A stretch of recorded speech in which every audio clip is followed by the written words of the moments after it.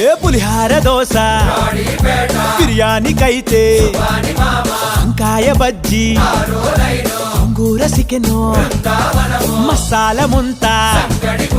మాలు పూరి చిట్టి ఇడ్లీ అరే చెక్క పకోడీ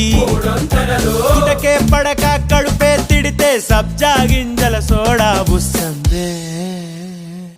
పొడికారం నెయ్యేసి పెడుతుంటే ఒక చూరే దారుల్లో నోరూరే అడిగిందే తడువంట ఏదైనా